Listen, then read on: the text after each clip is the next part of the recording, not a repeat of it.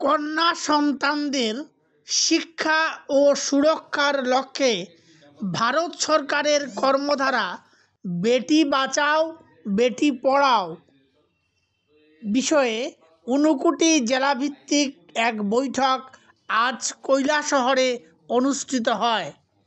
কৈলাসহরের DM conference হলে আয়োজিত এই বৈঠকে উপস্থিত ছিলেন ঊনকোটি জেলা পরিষদের সভাধিপতি অমলেন্দু দাস, সহকারী সভাধিপতি শ্যামল দাস, জেলাশাসক দিলীপ কুমার চাকমা সহ জেলা স্তরের বিভিন্ন আধিকারিকরা।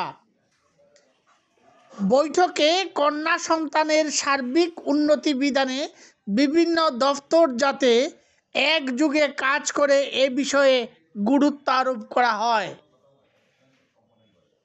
মেয়ের কন্যা সন্তানদের যে বাঁচাবার সংরক্ষণ করার ক্ষেত্রে আমাদের পিএনডিটি অ্যাক্ট অনুসারে বিভিন্ন রকম আইন, যে আইন যথাযথভাবে ঠিক করা চলছে কিনা সেগুলা হেলথ দপ্তর দেখবেন। এই পাশাপাশি এডুকেশন দপ্তর থেকে ওনারাও মেয়ে সন্তানদের প্রতি যে কী স্কিম আছে যেটা সমাজে যাতে বার্তাটা পৌঁছে, যাতে মেয়ে সন্তান এবং ছেলে সন্তানের মধ্যে যাতে পার্থক্য না থাকে। তো আমরা এইভাবে নাটক, ভিডিও ক্লিপস, এরপরে অ্যাওয়ারনেস ডিসপ্লে এইভাবে করে আমরা বিভিন্ন রকম প্ল্যান একটা হাতে নিয়েছি আজকে। এবং মেয়ে সন্তানদের যাতে সংরক্ষণ সেটা অ্যাওয়ারনেস করার জন্য আমরা গত বছরে ফুটবলের একটা ম্যাচ রেখেছি, এবারেও আবার ফুটবল, কিছু চেস, এরকম কিছু স্কিম আছেন। আমরা খেলাধুলা থাকবে যাতে বার্তাটা যাতে সবাই সব জায়গাতেই যাতে পৌঁছে।